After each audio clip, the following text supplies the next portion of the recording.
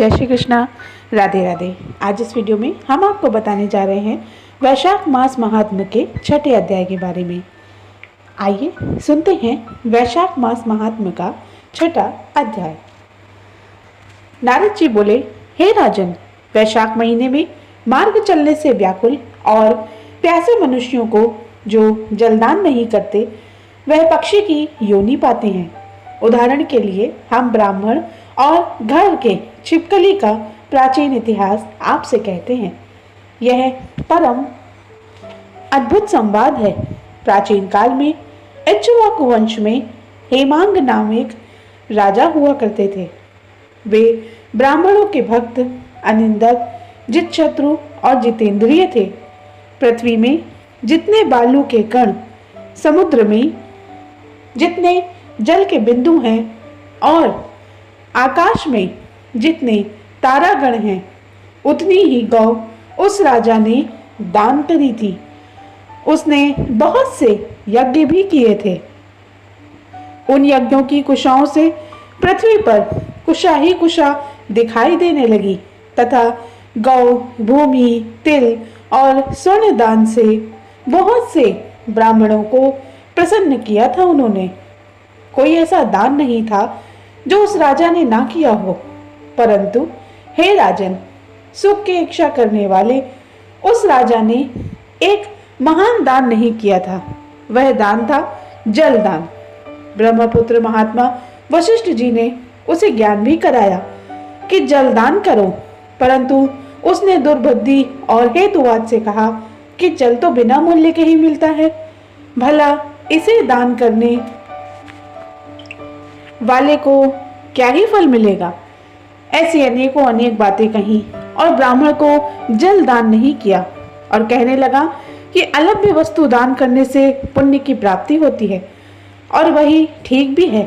वह राजा लूले, लंगड़े, दरिद्री और आजीविका दीन ब्राह्मणों की सेवा तो करता था, किंतु वेद पाठी, तत्वज्ञानी और ब्रह्मवादियों की पूजा नहीं करता था।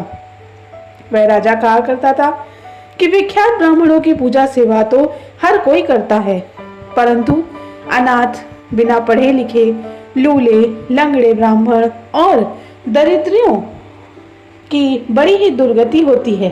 अतः ऐसे ही लोग मेरी दया के पात्र हैं। इस प्रकार वह दुर्बुद्धि कुपात्रों को दान देता रहा।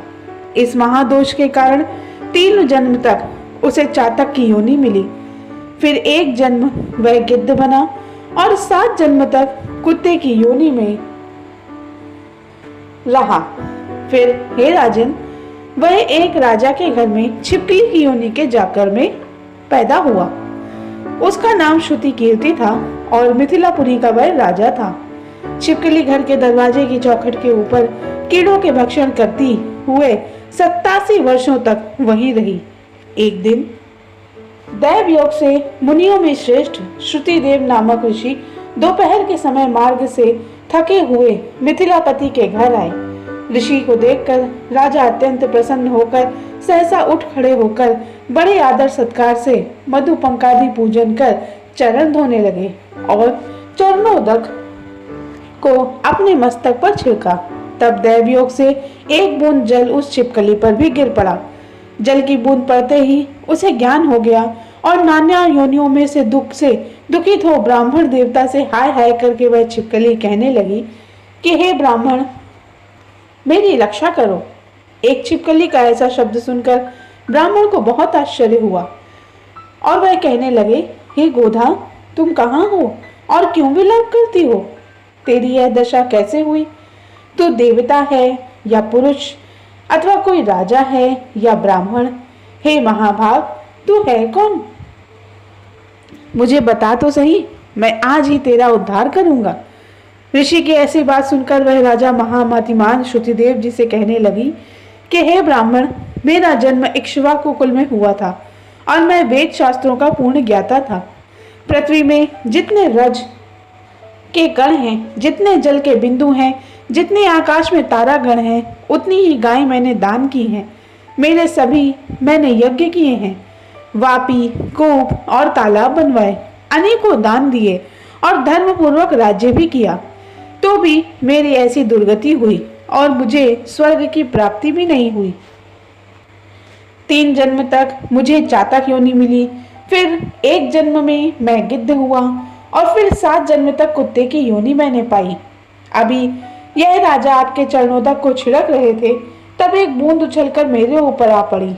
उसी के पड़ने से मुझे पूर्व जन्म का स्मरण हो आया और मेरे सभी पाप दूर हो गए हैं। हे द्विजवर, 28 जन्म तक मुझे छिपकली की योनि भोगनी पड़ी।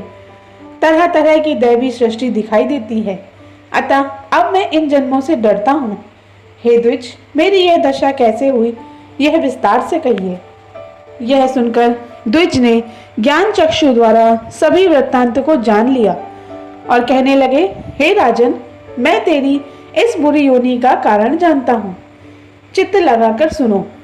तुमने माधव भगवान के प्यारे वैशाख मास में जल का दान नहीं किया।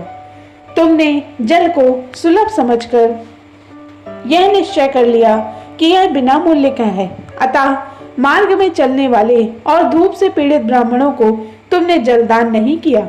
साथ ही सुपात्रों को छोड़कर कुपात्रों को दान करते रहे। जलती हुई अग्नि को छोड़कर क्या कोई राख में कभी हवन करता है? प्रायः बताए हुए सुगंध आदि कांटेदार वृक्षों का भी कोई कभी पूजन नहीं करता। यह सब वृक्षों में पीपल की ही पूजा होती है।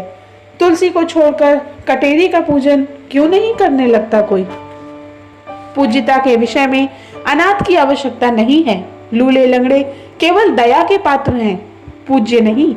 तपस्वी, ज्ञानी, वेदादि शास्त्रों के ज्ञाता ये विष्णु भगवान के ही स्वरूप हैं। अतएव वे सदा ही पूज्य हैं और सभी के लिए ही पूज्य हैं। इनमें भी ज्ञानी ब्राह्मण सदैव ही विष्णु भगवान को अत्यंत प्यारे हैं।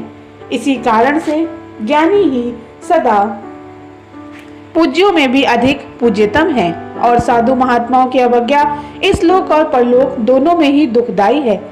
महापुरुषों की सेवा ही धर्म, अर्थ, मोक्ष और मुक्ति का कारण है।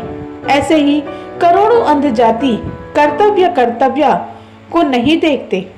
ऐसे मंद आश्रम के लोगों की संगति से कुछ नहीं मिलता। वैसे ही जलमय तीर्थ और मिट्टी अथवा पत्थर के बने देवताओं से भी तत्काल कोई लाभ नहीं प्राप्त होता।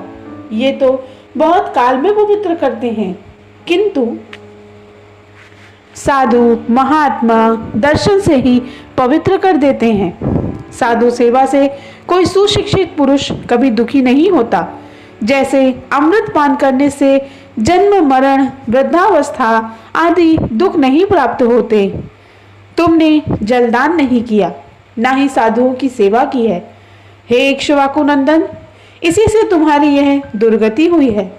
वैशाख में जो मैंने पुण्य किया है वह तेरी शांति के लिए मैं तुम्हें समर्पित करूंगा। इसके प्रताप से भूत, भविष्य और वर्तमान कर्मों के संस्कार दूर हो जाएंगे। ऐसा कहकर जल स्पर्श कर सर्वोत्तम पुण्य का फल उन्होंने उस छिपकली को दे दिया। इस तरह जब उस ब्राह्मण ने वैशाख में 1 दिन के स्नान का फल उसे दे दिया, तब उसके सभी पाप दूर हो गए और वह छिपकली की योनि त्याग कर दिव्य विमान पर चढ़ दिव्य माला, वस्त्र और आभूषण पहन मिथिलापुरी के महल में सभी प्राणियों को देखते देखते हाथ जोड़ परिक्रमा दे नमस्कार कर आज्ञा ले स्वर्ग को चला गया। देवता लोग उसकी स्तुति करने लगे। वहां 10,000 वर्षों तक अनेक भोगों को भोग कर वही राजा इक्ष्वाकु के वंश में महाप्रभावशाली काकुत्स नाम से पैदा हुआ और सप्त दीपवती पृथ्वी का पालन करता हुआ बड़ा ब्राह्मण्य साधु सेवी इंद्र का सखा और विष्णु का अंश हुआ।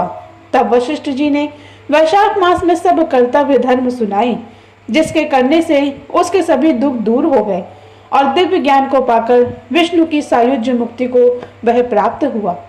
इसीलिए यह वैशाख संपूर्ण शुभ फलों का दाता है।